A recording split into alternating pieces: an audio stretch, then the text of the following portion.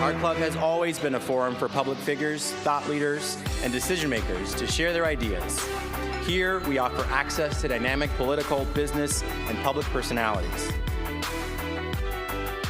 We are dedicated to encouraging debate on the issues that matter to this city, this province, and this country. The Canadian Club is one of the most important podiums anywhere in the world that a Canadian can speak to, tell Canadians what it is that they think, develop those thoughts.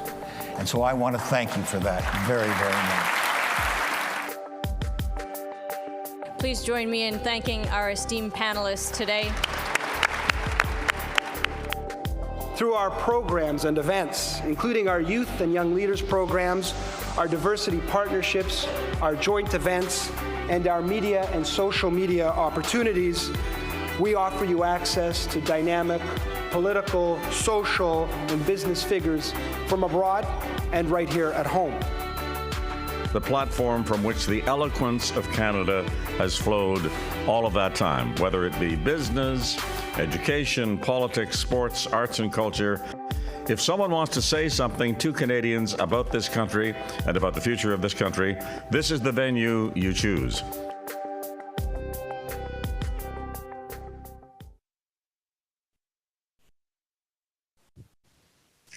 Good afternoon, everyone. My name is Amanda Galbraith, and I'm an executive member of the Canadian Club Toronto. I would like to begin by acknowledging the Indigenous peoples of all the lands that we are on today. While we meet today on a virtual platform, I would like to take a moment to acknowledge the importance of the land, which we each call home. We do this to reaffirm our commitment and responsibility in improving relationships between nations and to improving our own understanding of local Indigenous peoples and their cultures. Conservative parties across the country have experienced highs and lows lately, from losing 3 federal elections in the last 7 years while still currently holding power in 7 of the 10 provinces, not to mention Premier Doug Ford's resounding victory last week. As this tug of war continues between the movement's centrist, populist, and right-wing elements, what does the future hold for conservatism in Canada? We're going to have an exciting conversation today. Before we hear from today's panel, I want to review a few housekeeping instructions. Please take note of the following. The click here to stream button helps if you find your internet is slow. The video quality may decrease, but the audio quality should remain strong. Once you click the questions tab, you can enter your questions in the window and they will be sent to the moderator. The request help button located on the bottom right corner of the page is for technical support. I would like to thank the National Post for their partnership in bringing this conversation to you. And now to introduce today's speakers. Adrienne Batra is the editor-in-chief of the Toronto Sun. Lisa Raitt is Vice Chair, Global Investment Banking, CIBC Capital Markets. Chad Rogers, entrepreneur and founding partner, Crestview Strategy.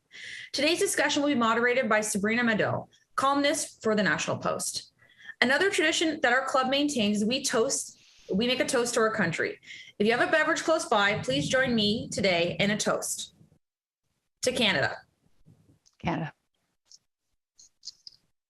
And now I'm delighted to turn things over to our moderator. Sabrina, over to you.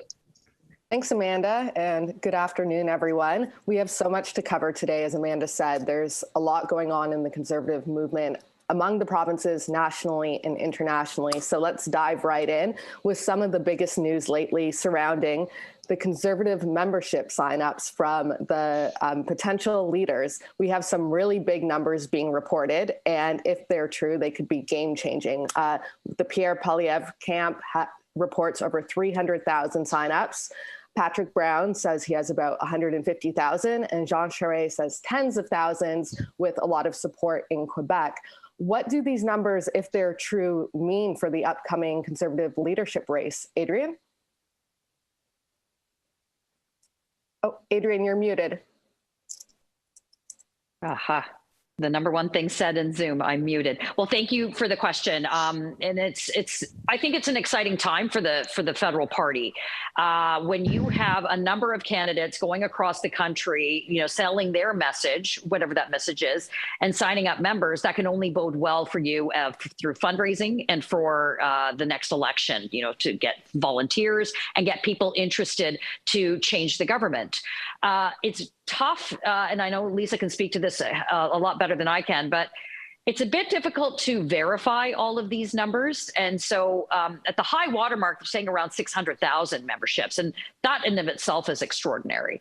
And, even if there's some embellishment of the numbers, that still doesn't discount the amount of people that clearly are interested in this federal race. And as the ballots come out in the coming weeks, there will be more interest. But we're reporting now, the Toronto Sun's reporting now that just in the last 2 days, Sabrina, the Tories signed up almost 100,000 people between June 1st and June 3rd, which of course was the cutoff as the 3rd. So I think it bodes well for them. But it's always going to be important to recognize what happens when that leader comes, whomever it is, and then what do they do with all those memberships? Absolutely.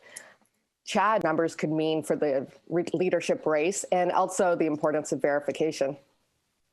Well, I trust former Chief of Staff to Prime Minister Stephen Harper, Ian Brodie, who's running the process. Anyone who knows Dr. Brodie knows he won't brook any silliness. So there's a very competent professional group of people who've stepped up and agreed to volunteer and served the party to make sure that the process has integrity.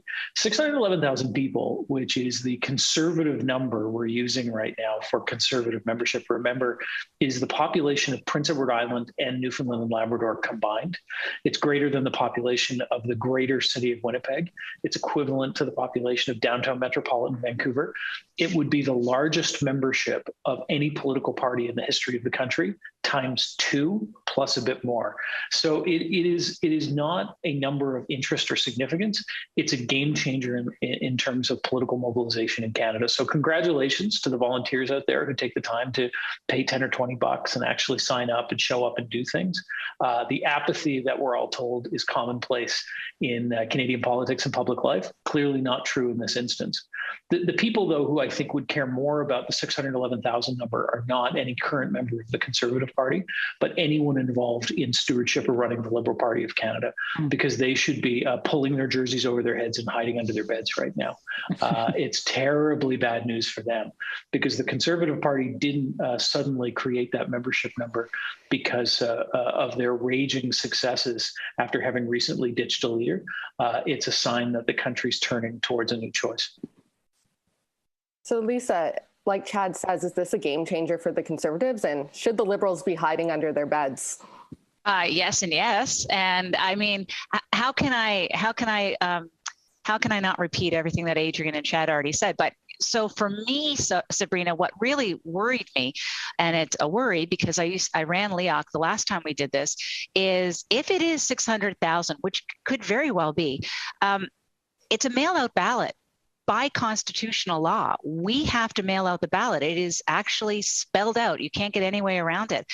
And I looked up what Elections Canada did in the last general election, and they mailed out 1.2 million ballots, and they still lost 200,000 ballots. So, and the time frame was a lot different last time than it's going to be for the Conservative Party. And as well, Elections Canada is a pretty big bureaucracy compared to the back office of the Conservative Party of Canada. So I'm really glad Ian's in charge, because I agree with Chad. He is no nonsense. He understands process. He knows how to do things right. But there are certain things you can do in life, and there are certain things you cannot do in life. And I really hope that if we have that number of people who have signed up for the party, we want to make sure they have the ability to vote. And the integrity of the process is actually the most important thing for me right now. So when you say 600,000 members, first thing I think of was, oh my gosh, we really have to make sure that everybody gets their ballot and that they can return it in time. Mm-hmm. So let's take the 600,000 number at face value. Do we think this is a flash in the pan? Are these new long-term Conservatives? Are they going to even stay engaged until the next election, which looks like it's going to be in 2025? Adrienne, thoughts? That's a great question. I actually think it's going to depend in many ways on how the process goes. There is going to, I mean, this is just me speculating, but I think it will go at least 2 to 3 ballots. It's very difficult to win on the first one, as we all know.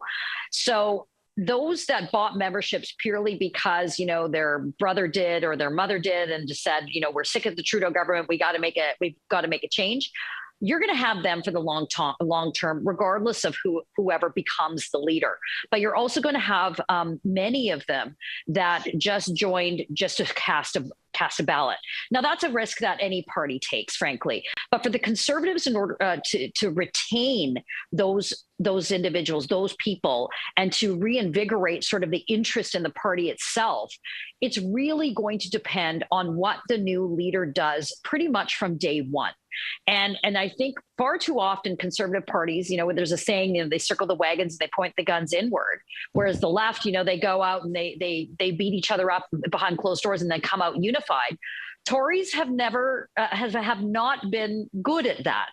And so let's see what the new leader does. This has been a very contentious leadership race. There has been a lot of daggers hurled from all camps. Who unifies, who comes together, and that alone will bode well for whomever signed up, just as purely as a member, to recognize that even though if they voted for X and the winner is Y, that their vote is going to count and their participation in the party is going to matter in the future. Mm-hmm. Yeah. Lisa, do you agree that unification will be key going forward? And do you think that's possible considering the race we've seen so far? It's going to be possible because what Conservatives do is, as we prepare for a general election, we fixate on what is the real issue, which is removing the Liberal government and replacing it with a Conservative government, hopefully a majority. And caucus will pull together, as will EDAs, as will membership, and rally behind the leader. I see no reason why that wouldn't happen again, quite frankly, even though that there are elbows up in this campaign, and we haven't really seen it to this extent before. I think that Conservatives will put that aside and focus on the bigger issue, which is, do you still want to have Justin Trudeau as Prime Minister after 2025, if that's how far we make it? I also do believe, though, it is going to be tough to hang on to the 600,000 in a membership way. Party will want to do that. Leader will want to do that. But a lot of these folks are signing up for one candidate. And if their candidate doesn't win, maybe they'll drift away and we have to win their hearts and vote again in 2025. But at least we know who they are and we know where to find them. And that is an incredible part of success as well. It's not just about claiming to have members. It's you have a touch point with them. And they may regret giving us their email, but we have their email and we're going to make sure that we keep them informed. But the 600,000 is motivated by a collective, I would say, tiredness of Justin Trudeau government. And it's wanting to have a strong opposition in the next 3 years, as well as wanting to have a Conservative government in 2025 if we go that far. Just to give you a point of reference, between the 2020 leadership race and now, when we first went out for memberships, we lost about 100,000 Conservative memberships, and clearly that built right back up again. Mm-hmm. So, Chad, a key question and line of attack so far in the leadership race is, what is a Conservative? There's been accusations that people are actually Liberals, that people are targeting the far right. How many of these signups are actual Conservative voters? What are your thoughts on that? What's the answer to that question? And does it matter for the path going forward? Well, conservatism is a lot like that famous U.S. Supreme Court a delineation on what constitutes pornography, in which the justice said, I know it when I see it. The Conservatives pay a bigger tax with mainstream opinion and even with each other because they're actually a big tent party. So I am a downtown Toronto homosexual conservative who also happens to be a responsible gun owner, who happens to be pro-choice, and who happens to be fixated on foreign affairs and defense policy. I do not expect more than 5% of the party to look like me or agree with me on most things. But the other parties have decided that they should have one thought only, and the leader's job should be prosecuting that everyone think the same way they do. So where is Conservative membership growth coming from? Well, if you're part of the culture of safety that are sporting and firearm owners like myself who like to sport shoot safely, you're told by the Liberal NDP government today that anyone who would deign to own a gun is a threat to society, irresponsible, and a freak. Even worse than that, if you're someone who grew up believing that Jesus Christ was your Lord and Savior, the Liberal NDP coalitions have said it is unacceptable for you to admit that in public. And if you ever deign to believe in any of the things that you say you have to as a member of your church, about values issues like choice or euthanasia, you have to leave our party. Or if you're in our party, you have to lie about who you are. So the Conservatives have been inheriting Canadians that are shed by the other parties, be they gun owners, be they people on issues of conscience, be it end-of-life issues, reproductive rights issues, even being a rural Canadian, even standing or participating in the extractive industry and believing that oil and gas will be part of our economy for some decades to come and can't be transitioned out of immediately. The Liberal NDP coalition has said, be gone with you. The only way you can sit with us in the lunchroom is if you lie about who you are and lie about what you believe in. So that there is a moment where it used to be religiosity was a predictor of Canada. It was class, geography, and religiosity. I knew as a Protestant from PEI from one side of the street, my family was going to be conservative, the Catholics across the street, or maybe their extraction was they were Indigenous Acadians. Oh, they're going to be liberals. Those rules aren't true anymore. And the Conservative Party has a massively tough job to hold together a coalition of people who have wildly different things which are uniquely important to them, but a list of things that's important to all of them, like low taxes and smaller government and a principled foreign policy. So we get to, when we stand outside the movement, poke shots and say, look at all these people fighting with each other and disagreeing with each other. And we get to, within the movement, say, you're more to the left, you're more to the right, I'm more real, I'm more tough. But which of the parties in Canada is growing in members, consistently high in polling, consistently high in riding level mobilization, right? Remember, this level of growth in the party means there's 2,000 members of the Conservative Party in every single of the 338 districts in the country. These are not the signs of ill health of a coalition. So what I would point to is remember that sometimes we like to marginalize Conservatives and say they're represented by the worst behavior we've seen from any member of their movement, and forget they're a functioning, vibrant, pluralist movement, and they've made the choice for free speech in Big Tent, where the other parties have really walked away from it. So Adrienne, what I'm hearing from Chad is that the Conservatives' big advantage going forward is being a big tent, but some might say that tents looked like a circus tent lately. How do they keep this together and translate that tent into votes and, more importantly, actual wins? Yeah, well, I think it's an important point because I don't know any party that's ever won by shrinking. You need to grow, right? We just saw so much of that with Premier Ford here in Ontario. And, with union endorsement and winning ridings that, frankly, Conservatives never, ever thought they would ever paint blue in the province of Ontario, which is so coveted and necessary if any of the Conservatives federally want to form a majority government in the next election. You need 905 and you need Ontario support. But I think that this idea of it being a bit of a circus is part of the politics of it. I mean, it's a leadership race. It's competitive. And there is a big prize at the end of that. And that's the ability to potentially sit at the prime minister's chair. And so we can sort of hear a particular narrative that there's one candidate that's so extreme on one side, another candidate is not even conservative. I never knew that you actually needed to take a purity test to decide if you're a conservative or not.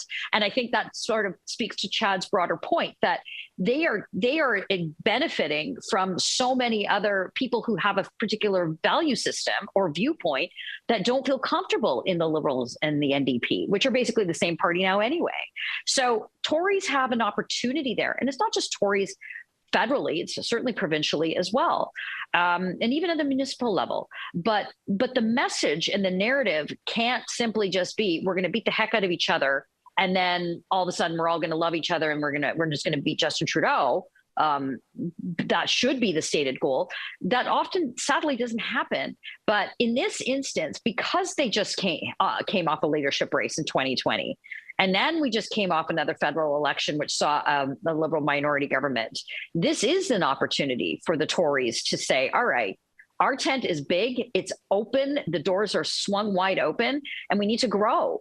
And we do need to speak to all those elements that Chad just talked about. Like, I'm a Sikh woman from Saskatchewan who lives in downtown Toronto that served in the army for 8 years. Like, I mean, I shouldn't, you'd sort of look at those demographics and say, oh, you'd be a Liberal supporter for where you came from and your family and your history and all that stuff. But there are so many people of my generation, of my community, that don't have the comfort of being in the Liberals or the NDP, but also don't feel either welcomed or really comfortable in the Conservatives either. So there is a massive opportunity. Patrick Brown, I will just say, Patrick Brown and former Premier of Alberta, Jason Kenney, have recognized the necessity to work and reach out to what are these so-called ethnic communities and bring them into the Conservative fold, because that's going to be the long-term longevity of the party based purely on how the demographics of the country are going to be in the next decade. Speaking of changing demographics, there's been some polling lately that shows younger demographics, millennials, Gen Z, the 18 to 34 age group, showing strong Conservative support, being 9 points ahead of the Liberals or the NDP, which has surprised a lot of people. Lisa, how does the Conservative movement capitalize on young people being open to voting for them and message toward them when I would argue they haven't traditionally spoken to young people? Oh, Lisa? Thank you very much, Sabrina. I think that this is a great opportunity. So my kids are 20 and 17, and you would say, of course, it's a former Conservative cabinet minister, her kids are going to be Conservative. That's not a given because I was born into a Liberal family in Cape Breton. Since we're all disclosing our origination stories, I was born into a family, a Liberal NDP Liberal family in Cape Breton, and ended up becoming a Conservative cabinet minister. So my kids, though, strong Conservative values, and their friend group as well. And the reason being is they have grown up in the past 5-6 years with Justin Trudeau as the Prime Minister, and they don't buy what he's selling. And they're looking around for an alternative, and they are looking at the Conservative Party of Canada because we talk about things that they care about. These guys are really worried about affordability. 82% of Canadians live in an urban center, and we're being told over and over again that you're getting priced out of urban centers. I mean, kids freak out about that. So what do my kids and their friend groups talk about? They're going to go to the States. They can buy a house in Houston. They can buy a house in Florida. That's only $200,000 compared to $1.2 million to live in the neighborhood that they grew up in. And it's not worth $1.2 million, by the way. They are looking at real live issues that impact them that Conservatives do speak to. And Pierre Poilievre speaks to this all the time, and he is engaging them on their platforms. And that's what's getting them. And I think it's a really fertile area, and the message is going to have to be about affordability, that we want you to stay here, and coming up with Conservative ways to deal with this that are not only about sending checks to people. Mm-hmm. Chad, I think Lisa hit on an important point, that young people who voted for Trudeau in droves are now very disillusioned with him. How do the Conservatives move young people beyond being upset with Trudeau to becoming long-term Conservative voters? I don't think young people voted for Justin Trudeau in droves. I think, in fact, the Conservative leader got more votes than Justin Trudeau in each of the last 2 federal elections. But the convenience of where those votes were counted and where they lied meant that he was able to form a government out of them. So I don't buy into the standard Democratic convention that young people don't vote Conservative. To Lisa's point, we're at a moment of rupture too, where the great progressives that stand astride these movements, not just in the Liberal NDP party, but think of Margaret Atwood, who's also a NIMBY activist who doesn't want densification on her own street, which the translation of that means she doesn't want cheaper housing that younger people could buy in her neighborhood. She wants the people who are already there to put a moat up and other people not to join in. We're at a moment where the generation that's beginning to leave the economy has taken a very, very, very big slice of the pie for themselves and put up increasing barriers towards a younger generation, saying there's no reason that you should be entitled to the same deal I got. So why is Pierre Poilievre talking about Bitcoin? Because there's a lot of young people out there who are saying the economic opportunity afforded my parents is not being afforded to me. If the market won't open up a spot for me, I will crack one open. I will demand an opportunity to create value. Now, does that mean I'm a big Bitcoin guy? No, I'm still a little scared of it and think it looks like tulip bulbs. But I think that there's a moment generationally why this is happening. I additionally think that the urban-rural divide in Canada, if you are someone who does not live in one of those cities like like Lisa talked about, you increasingly feel left out of a national consensus.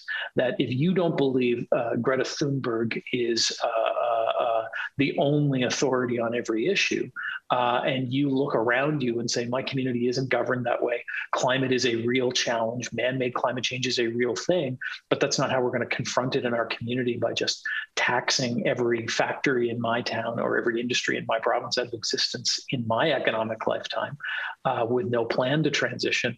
I think the generational rupture is about being closed off from economic opportunity and people seeing the Conservatives as a little bit more focused on that, as opposed to a handgun law that suspiciously happens after a country with a real handgun access problem south of the border, in a country in Canada where we don't really have a giant handgun. We have some gun crime problems, but is access to handguns the number one justice issue in our country today? And suspiciously, did an emergency bill have to be launched days after a tragedy in the United States? It didn't. It was opportunistic. It was opportunistic virtue signaling from a Liberal NDP coalition that said, I'm going to speak only to one group of people, which is people who ride public transit, who live downtown in cities, who are our friends, who happen to represent the greatest density of seats that let us form minority coalition governments where with less than 40% of the country, we can govern the whole country. And in turn, everyone is going to believe what we believe or else. So but it's fundamentally about the economics. So with inflation and bad headwinds on the horizon, any young person who's looking at how they're going to buy a house, how they're going to build a business, how they're going to build a career is saying, I need new choices, because there's nothing right now that looks like anything's going to structurally change enough for me to get what my parents got. Mm-hmm. Adrienne, do you agree that focusing on affordability and the economy are the way forward? And also, if they are, how does whoever's the next leader avoid falling into the trap of wedge issues where they find themselves arguing about gun control or abortion and stay focused on the economics message? Inflation is the number one issue Canadians are facing every time they go out the door. It doesn't matter if you're going to the grocery store, if you need to get things for your kids, especially at the pumps. We're feeling it. Our American friends are feeling it.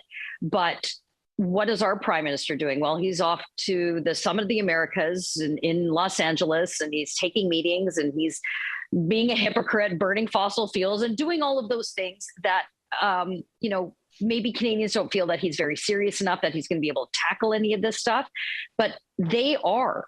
And they are dealing with it every day, every minute of every day. Canadians are deciding between their wants and their needs, and the needs are winning out because those are necessities of life for their family.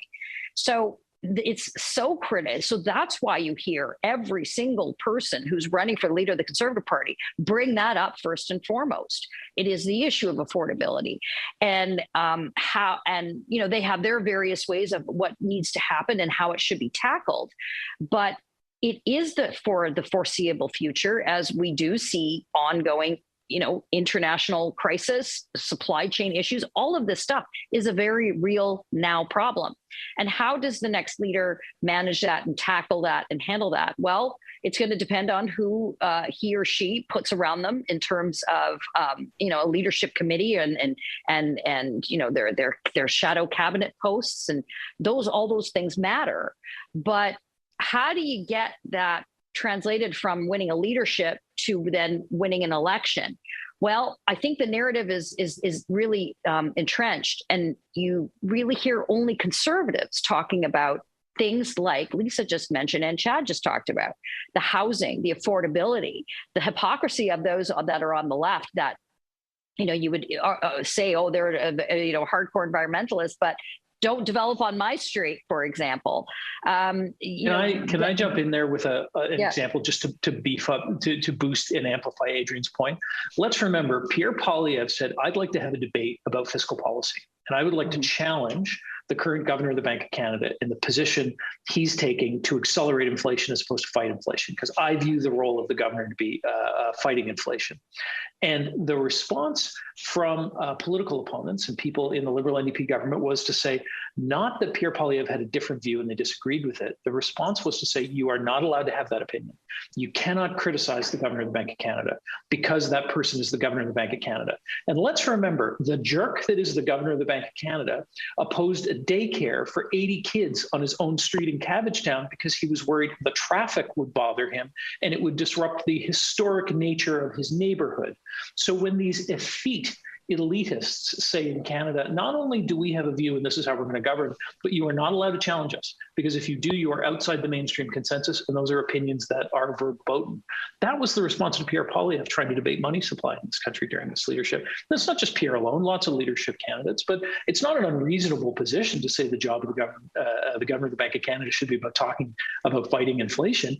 And there's an example about how it comes back to one elite urban consensus that has to exist on its own in a vacuum, and no other view in the view of some folks is allowed to exist. Sorry, Adrienne, I couldn't jump into picking on TIFF and trying to stop a daycare on the street. I think that is such a good point, because it's so indicative of that other part of this narrative of, these so-called elites versus Main Street, right? And I know a lot of Conservatives use that. Certainly, the former Conservative mayor that I worked for used that narrative to great success. But I think it's so pronounced now. Like, talk radio hosts and certain people in the media can dismiss this discussion about the Bank of Canada just as that, it's so silly and it's so ridiculous. They can dismiss it, but a vast majority of Canadians are not dismissing it, Sabrina. And I think it's so critical that, again, whomever becomes the leader in the next few months recognizes that they'll have a narrative they have to push back against in order to continue to speak for more Canadians, the individual Canadians, the ones who are going to go out and vote, the ones who are going to go out and support you, and the ones who have been abandoned by the Liberals and the NDP. So I'm going to build on Adrienne and Chad on that one. So I was listening to talk radio this morning, and I heard a panel, and on the panel they were discussing the new gun legislation. And I heard one of the panelists continuously say, we don't need to have handguns in this country. We need to have better this. We need to have better that. And I just thought to myself, if you're a gun owner in this country, a law-abiding gun owner, what you're hearing is, you're not allowed to have a gun in this country. Mm-hmm. You're not allowed to do this. You're not part of society. You're not a good person. And that's why you end up having these kinds of movements that grow up very quickly as a result of the perceived majority dictating how folks are going to live. And that is a real problem. And I think that's what the young people get their back up on. Don't tell me how to live. Don't tell me what to do.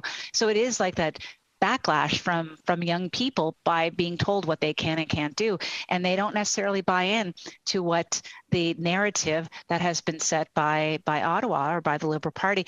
The last thing that I would add is Tim Hudak, I thought really, he says it a lot, and I agree with him. He said COVID was a point in time where people became comfortable with restricting other people's freedoms, telling other people what they can and can't do, and they think that it's acceptable. And the people who are being restricted are the ones that are going to say, wait a second, that's not how it works. And maybe that's why we have 600,000 people who are signed up to be voting in the Conservative leadership. So I have an audience question here, and I encourage everyone watching to send in questions so I can ask them of our panelists. Lisa, you had mentioned before about it not just being about the leader, but who they end up surrounding themselves with and putting into the shadow cabinet. So our question here is, do you feel the Conservative leadership and advisors have the smarts to develop a plan and execute to win the next election? The past people have been a disaster. Lisa, what do you think? The past people are my friends. I can't accept that. What I would say is, of course, absolutely. I mean, take a look at what Chad Rogers just did. Chad Rogers took something that had a narrative spun around it that Conservatives were crazy and they were calling for the firing of the governor of the Bank of Canada, and how dare they, and they shouldn't do it. And he just explained it very clearly, which is, we want to talk about fiscal policy. We want you to be held accountable, and we want to make sure that we understand, or you understand, that we disagree with how things went. And it gets torqued into this one line. And if people like Chad are around the new leader, maybe they are, maybe they're not. There's lots of people in this Conservative Party who can be very innovative. They're smart people, guys. I mean, yes, the answer is yes. Yes, of course, we're going to have people who are going to be able to do it. I mean, I'm going around in circles here because I just can't accept the premise that we're a clown show. We're not. We have really good people who are going to be able to bring the next leader to the Prime Minister's office. I truly believe that. There's also, to Lisa's point, a standard trope that says anyone who has a position in reaction is a dummy and is a retrograde seeking to protect the past. So I don't want to go with the classic William F. Buckley definition of conservatism as standing athwart history yelling stop. I don't think that's been the trajectory of Canadian conservatism. But it is a matter of saying, because Donald Trump existed south of the border, and notionally that has a relationship to Canadian conservatism, everything you disagree with in conservatism, you can marginalize by saying it is the domain of mouth breathers. So that could the Conservative Party ever possibly be smart enough to govern? Well, I may not vote for Justin Trudeau, but I think he's a pretty clever guy. And I think he's not a prime minister I agree with on much, but I think he's pretty good at being prime minister. Guess what? Does his CV reveal that he had the incredible depth or the smarts to do this job? It most definitely does not. Do I think he was able to surround himself with smart people? Some exceptionally smart people, and some dum-dums. That is the truth of who ends up being willing to make themselves available to go into the huge indignity that is public service. Ask Lisa about her worst days when she was defined by one mistake, a public servant 10 levels down from her maid that she had to stand up and defend, and how much fun that was. So I think we've got to be careful of the reductionist definition that parties are homogeneous, that they represent one defining culture. They are defined by the people who show up, do the exceptionally hard work, and dedicate their lives to it a year at a time. Yeah. Adrienne, Chad touched on something I think is really interesting, and it's how the Canadian conservative movement is sometimes defined by what's happening in the US. People think they're all the same, even though there are quite large differences. How does the Canadian Conservative Party differentiate itself and, if necessary, separate itself from some of what we're seeing on the more radical edges of the GOP? Well, my co-panelists have both sort of touched on that to a degree. You know, Lisa talked about how when you keep telling people, no, you can't do this, you can't have that, you see these sort of fringe elements of both sides of the political aisle, left and right, sort of emerging. And the media likes nothing better than a crazy narrative and giving them airtime. Whereas I think for the vast majority of anybody that would even consider, they may not, overtly say I'm a Tory, and it takes a particular hardcore partisan to be going to the conventions when we used to have them, or really supporting and going out and volunteering. You have to have a really strong dedication to want to do that. But where majority of Canadians sit is a very comfortable spot, I think, for Canadian conservatives. I don't think that that's the same as Republicans. It has been said that if Hillary Clinton lived in Canada, she'd be a conservative, because she's more of a red Democrat. They're more fiscal conservative or whatever the case may be. Maybe that was pre, Bill Clinton, President Hillary Clinton. I don't know. She changed her stripes pretty quickly. But the notion that that conservatives here and Republicans down there should be the exact same is, I think it's a bit of a lazy narrative, and it's an unfair one for conservatives in Canada. I think that there are similarities. Certainly, there's a pushback against this sort of woke culture, this virtue signaling. That's a consistency again for both sides of the border, but policy-wise, you find that Republicans are far more apt to be hardlined and way, way, way more partisan. Whereas I think in Canada, it's Liberals that you will find far more partisan and unwilling to find compromise, where Conservatives here are willing to do that. So that's probably a better success story for us here north of the border, Sabrina, and something that Tories should talk about more. But they're far too often just simply defined. And this is what Chad just touched on with the tragedy that happened in Uvalde and Buffalo, where suddenly narratives that the Liberals and NDPs can capitalize here in Canada, therefore putting Pierre Poilievre, Jean Charest, Patrick Brown, and others in this awkward position where Tories are often talking about social issues instead of the economic ones. where we're put on the social issues, Tories tend to lose. We also need to remember some simple history. The Republican Party is against institutions. It's an anti-monarchist institution. It was also anti-slavery in its great moments of virtue. The Republican Party is a reactionary movement that seeks to contain and challenge the power of its national institutions. Canada's political tradition comes from the UK, where the Conservative Party was not at all a reaction. The Conservative Party was the domain of the institutions. It was the builder and protector of institutions. Now, Canada had a break in the 60s and 70s in a big political way. One, with the demise and the takedown of Diefenbaker by Dalton Camp et al., there was a moment of the birth of party democracy. So we stopped doing what the UK and Australia did, which is only letting the elected members of caucus choose who the leader is. We ended up having a broader and broader franchise of democracy. The Conservatives were the first to do in Canada. It's now commonplace in all political parties. The second was post-Meach. There was this big break where parties became ideological coalitions, not just class-based and religious ones. So there was a space for lots of people who believed in individual things passionately and a lot of other things collectively, choosing to sit together. There you see some of the difference we've touched on today, but not addressed, where there's a conservative movement, which is not necessarily a partisan thing, and a conservative party. And the two are usually in league, but they're not always the same thing. The danger is when you take the worst actor from any group and define the whole group on that basis. I do not believe that all New Democrats are anti-Semites, despite the fact that the New Democratic Party continues to put forward in every election at least one seriously anti-Semitic or problematic candidate.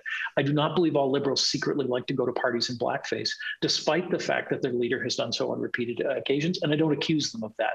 But the Conservative Party has not extended the same privilege. The worst behavior of any Conservative Party member or purported Conservative Party member is then the domain of what we're allowed to accuse the entire party.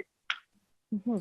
I want to take our discussion beyond just the Conservative Party of Canada, because we've seen several new parties pop up on the right, both on the provincial scale and national. In Ontario, we saw New Blue. Nationally, obviously, we have the PPC.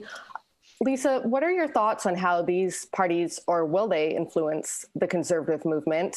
And do you think they're here to stay? I don't think they're here to stay, but I think they're absolutely a natural reaction to the big tent not being as big as people think it should be, or it is, or it doesn't include them. So they decided to move outside the Big Ten. And I just go back to the fact it comes down to leadership, and it comes down to the leader to make that decision to bring everybody back in and everybody together. And we have been successful at doing that as a conservative movement, conservative party, in a number of times. And I think we'll continue to do that. So no, I'm not as concerned. And the other thing I would say is starting a new party is really difficult. It is not for the faint of heart. It takes years and years and years, and you know that from Maxime Bernier. And we'll see what happens to the PPC in the next election, whether or not those voters now see some of themselves in the Conservative leadership that we will have in September. And if they do, the PPC will be an afterthought, and people will come back to the Conservative movement. Can I just add to that? Yeah, I was just going to add to that, Sabrina, if I could. Parties like the PPC had sort of one message for their supporters, and that is gone for the most part. So it would presume that they would either go back and into the sort of blue fold, as it were. But we saw it in Ontario here with New Blue that you just mentioned. They were irrelevant, insignificant. They didn't elect a single MPP. But Conservatives shouldn't take advantage of that either. The success of the Reform Party in all those decades ago was because so many who felt abandoned by their own party, and all the years that ensued after that with Peter MacKay and Stephen Harper and all the parties coming together and all of the Canadian Alliance and all of these things, Conservatives united win. They know that. And so I don't know, anecdotally, you can hear that because of the PPC vote in certain ridings that went over, the Tory didn't win. I don't think we will see that in the next federal election or even a provincial election for that matter, just because that message that those fringe groups, those fringe parties had, those grievances are ostensibly gone. I also have never heard a New Democratic candidate have to defend the continued existence of the Marxist-Leninist Party, which is registered for them provincially. Exactly. So there are some individuals who use activism, standing as a party, as a means of speech. It's not really a means of pursuing office. The Animal Rights Party is a registered party. I think they're more, I don't know that they were expecting to elect a seat. I think they were trying to use this as an exercise in advocacy. And as a conservative, I don't take ownership of parties other than the one that I choose to vote for. I have another related audience question here. What will the new leader need to do to bring the tent together? It seems daunting with all the varied interests. Can they bring consensus after a divisive fight? Lisa, do you want to take this one? Yeah, good candidates. Finding really good candidates across the country that people identify with, that see as being in a government, seeing as being cabinet ministers. I think that is a real key to showing that you're a government in waiting. And if you look like it and you act like it, then people are going to stick around to be part of it. And I think that, to me, would be something that a leader should consider. Mm-hmm. Chad, how does the party build out a slate of good candidates beyond just whoever the next leader is? It's extremely hard work. You have to do what a couple of friends of mine did, which is insert yourself, lie about why you're going to meet with a talented female executive who's running one of the most important transportation pieces of infrastructure in the entire country. Lie about why you're trying to get on her schedule, sneak your way into her office, and then begin to explain to her that if the country's going to be stronger, people like her have to resign their posh, amazing appointment running a piece of critical infrastructure at a moment of huge growth, give up everything and take on the indignity of risking running, winning a nomination, winning in a government, then potentially standing for cabinet. You can't build great cabinets without great lumber. The great lumber is talented human beings who are willing to spend their lives and time with their families to step up and serve.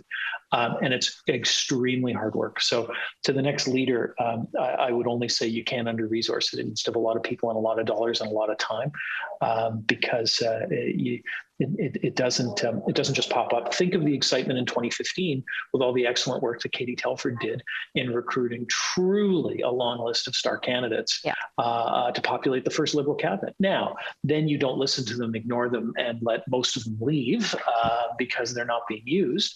But we don't talk about that. I would just say the other part is know that your job as leader, once you're elected, is not to perform as the world's best leader of the opposition. It is your job to teach people that you're ready for the job of prime minister.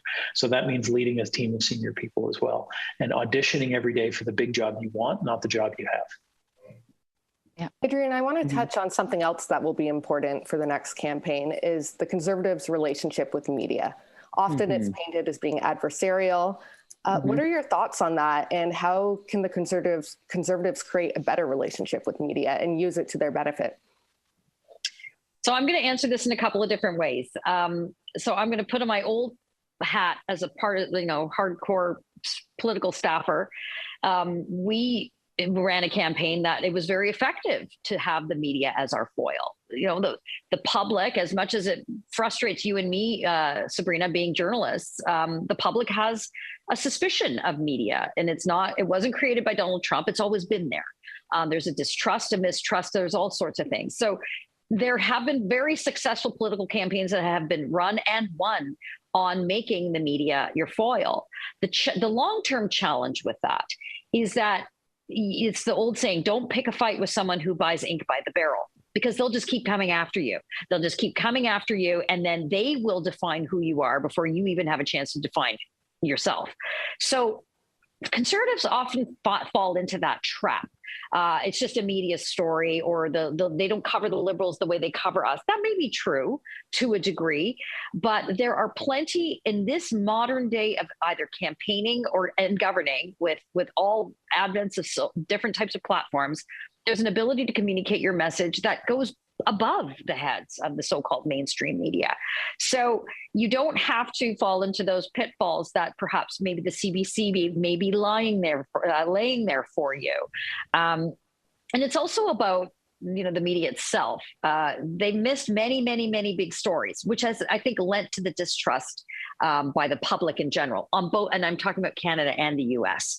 So there's no value in the ongoing narrative for conservatives to say, oh, it's just the big bad media. I just don't find it necessary, because the public has their own opinion on that already. But recognizing that there are certainly other ways to communicate your message that goes beyond, sadly, goes beyond us. Mm-hmm. Lisa, in your experience, how was it being a conservative dealing with the media? And are there ways that that relationship can be improved? There's always ways to improve, for sure.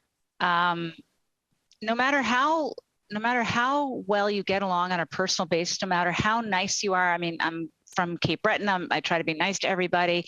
That still doesn't necessarily help you in terms of getting fair coverage. And I fundamentally don't believe that conservatives get fair coverage. I think Chad is exactly correct. I mean, he made a point of talking about, Katie Telford recruited some great people, and 3 of them left cabinet extremely angry and vocal. And I think that's a lot. That's something that should be discussed and should be talked about in a more comprehensive way than what is currently being covered. And certainly, we like to say it this way, but if that happened to Stephen Harper, imagine what that would have been like. It would have been cataclysmic. It would have been something significant. So that all being said, you still have to be respectful. You still have to acknowledge questions. But I got to tell you, I'm at the point in my life now that I can recognize when a question is coming at me from a very aggressive tone and a very, I would say, baiting tone. And I think some reporters like to bait conservatives and like to get that angry comment, and that serves to be a great form of clickbait to get people to come in on the article. And it's disappointing, but it is a reality, and you see it over and over again. Mm-hmm. Sabrina, I just add, I'm a paid subscriber to all the major newspapers in the country. I'm a big believer in media. I'm an investor in new digital media properties because I believe in their capacity for growth. But here's what, if I were still working on political campaigns, and I haven't for more than a decade and I won't ever again, here's what I would know as a consultant. I don't care anymore. I care about putting their face on TV, which I can do with ads 80% of the time. I care about teaching people their names. I care about high-touch emotional outlets like radio, and I care about digital. But when my own tweets as a party leader have greater reach than any media outlet other than the evening newscasts on the networks, what the hell do I care about the opinion commentariat? When's the last time an editorial endorsement from a masthead in this country elected a member in that riding or nationally? So I would say reporting and media, super important. Driving the political dialogue, voters are not looking to media. Voters are looking to media outlets for great investigative, great accountability stories, great consumer reporting, great financial and business reporting. There's not a single voter who's waiting to open up the newspaper or listen to an op-ed or a pundit on TV tell them how to vote. That's just not what the voter is tasking the media with anymore. It's when the revolution finally happened and they stormed the Bastille, they discovered there were only 9 people left in it. I think the media's constant state of anxiety attack and hyperventilation about whether or not they're still relevant, they can put the paper bag down and know that politically they're just not even on the field playing anymore. Adrienne, I don't want to start a fight here, but what do you think about what Chad just said? Well, I mean, how can you argue when Chad lays it out so honestly? I mean, there's an honesty to that. But that is part of the media's challenge, right? I mean, you saw so many post-election conversations with, very important names from big networks in the United States after President Trump was elected. What did we get wrong? How did we miss this? Well, no, you didn't miss it. You did miss it, but it was already there. You just chose to look the other way, or it didn't fit your box. I think that, I long accepted that the editorial endorsements of the Toronto Sun, which have consistently been conservative since its founding in 1971, may have had an impact 30 years ago, but they don't have the impact that they do now. And I can acknowledge that without having to, breathe into a paper bag. I'm acutely aware of that. I don't want to get you in trouble. I don't want anyone to get pulled into a management meeting. I appreciate though that there still are people who support us directly, so that's important. But yeah, I mean, many in the media they need to acknowledge that they have their own bias. Their editorial bias is such that it is. It's those that are pretending to be, neutral and down the middle that get themselves into trouble. People know who you are, lean into it, and just accept it for what it is. It's just pretending is not good. But they're all, to Lisa's point, there always is an ability to improve that relationship.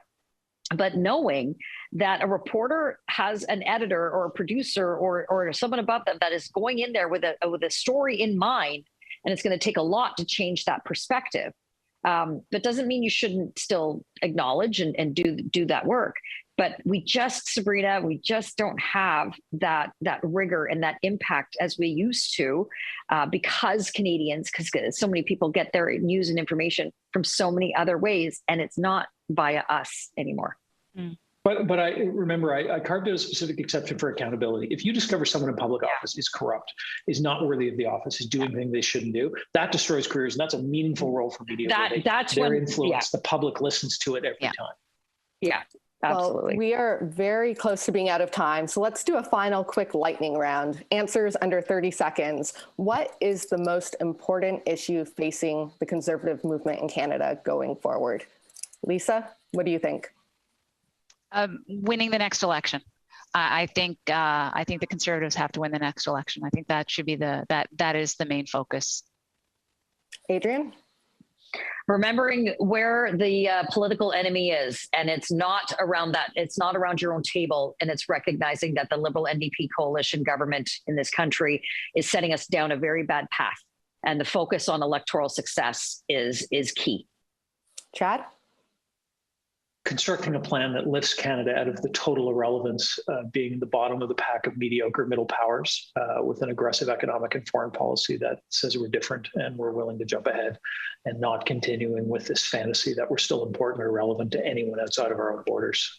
Where the bathwater cocktails have to stop. Yeah. Fantastic. Well, thank you all. Thank you, Lisa, Adrienne, Chad. And with that, I'm going to wrap this up and throw it back to Amanda. Thank you so much, Adrienne, Lisa, and Chad, for taking the time to join us today. As a Conservative myself, I enjoyed the conversation. I particularly enjoyed the thoughtful depth of the conversation. I think a lot of the time, the future of conservatism is either, you're black or you're white. And I think there's lots of shades of gray to the party. It's a big tent, and I think it's critical for our democracy. Bathwater cocktails aside, which I will not be partaking in. That metaphor is going to stick, I'll tell you that. Sabrina, thank you so much for your guidance and your contribution to today's conversation. You were wonderful. Thank you to our AV supplier, Van Valkenburg Communications and livemeeting.ca, for making it possible for us to join and gather today virtually, and to the National Post for their partnership. Check your inboxes for our follow-up email this afternoon with links to the video from today, our survey, and a special discount offer from the National Post. Guests, we hope you'll join us for some upcoming events as we wrap up our season. On the evening of June 22nd, join us as we host our annual Pride celebration. Katie Dutschak from RBC, Andrew Kriegler from IROC will sit down to discuss how business, politics, and civil society can prioritize 2S LGBTQ acceptance for the mainstream queer rights movement and why it matters. And on June 23rd, we host our final event of the season. John Graham of CPP Investments will join us to discuss and hear an update on how the $539 billion fund is navigating rising inflation, market volatility, and a changing climate.